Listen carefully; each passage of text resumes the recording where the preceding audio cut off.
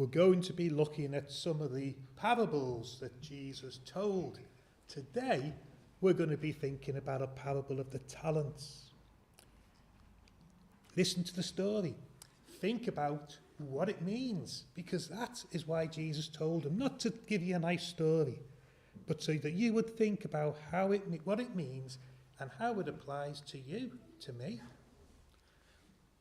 So let's start our story. A rich man, very, very rich. He had lots of people who worked for him. Lots of money, lots of land, possessions. But he had to leave all them behind one day because he was going to go to another country far away. And so, before he went, wanted all his servants to come to him. And they came, and he began to give them some of the things which he had. And he gave them a lot of money. And we're told about 3 of them. The first servant, he got 5 talents. The next, 2. And the last one got 1 talent.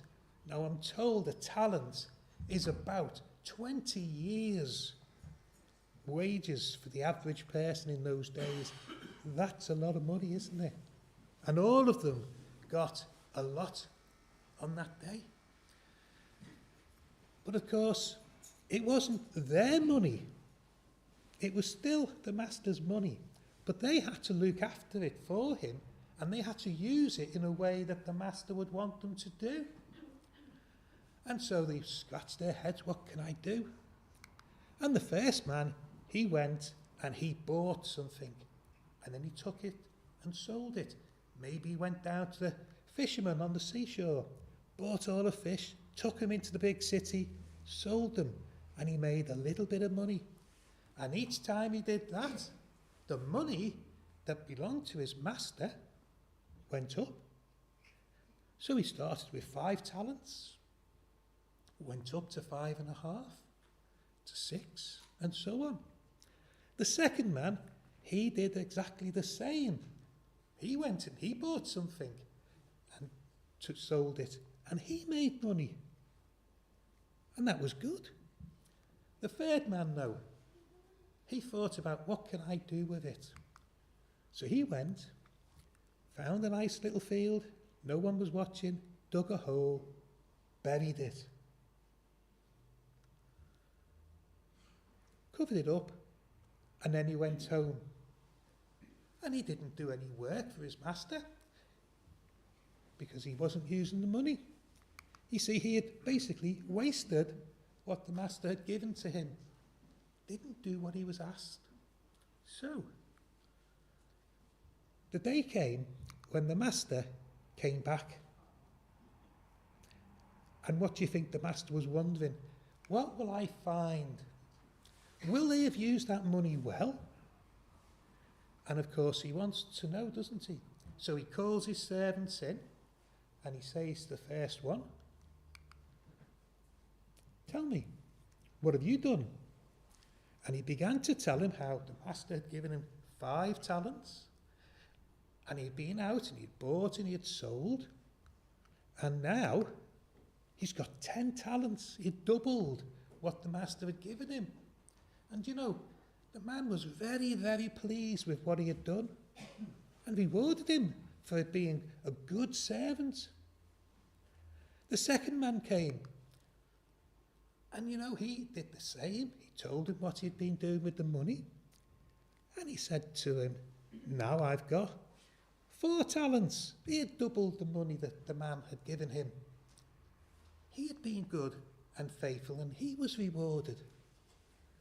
Then came the third man. He just had the 1 talent.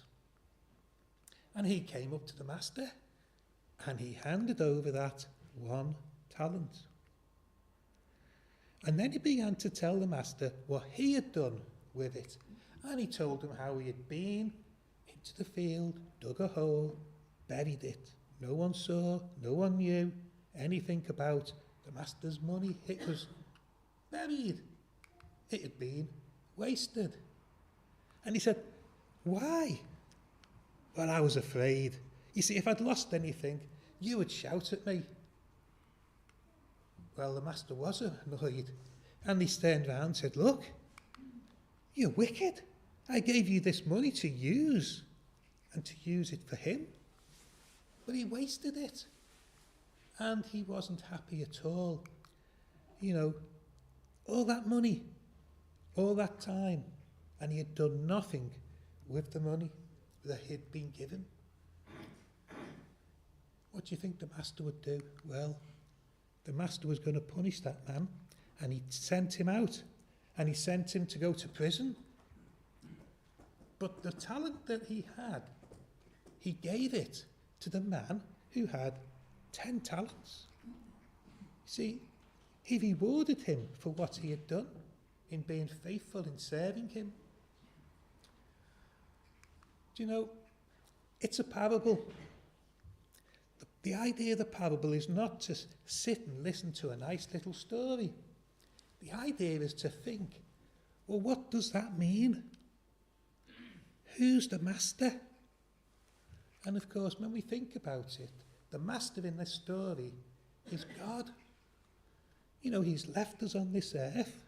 He's given to us everything which we have. And he has. The food that we eat, you know, the things which we drink, the air we breathe, it's all given by God. The voices that we have, everything comes from God. The money, everything. The homes we have, everything comes from God. And God wants us to use everything in a way that's going to please him and bring glory to him. So that people will look and say, God's great, isn't he?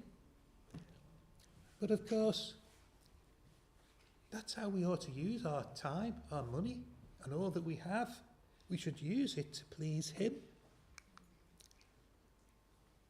Because that's what we were made for, to please God.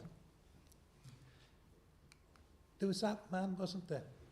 The servant didn't do what the master wanted. And you know, there are people like that on the earth today. They don't do what God wants them to do. God's given lots of things, and they'll use it for themselves. They'll not use them at all. And you know, particularly if you're a Christian, we need to be using what God's given to please him. You know, got a voice. We need to talk about him. We need to sing praises to him. We have money. You know, we can go on talking about all what God's given to us. We need to use it for him. Do you know, if we don't, yes, God will punish those who don't do what he wants. But he does reward those who do his will and who use what he's given them for his glory and his honour. And that's what we have to do. We have to use everything that God's given us for him, not for our own selves. Think about the story. Think about what God's given to you and how you can use it for him.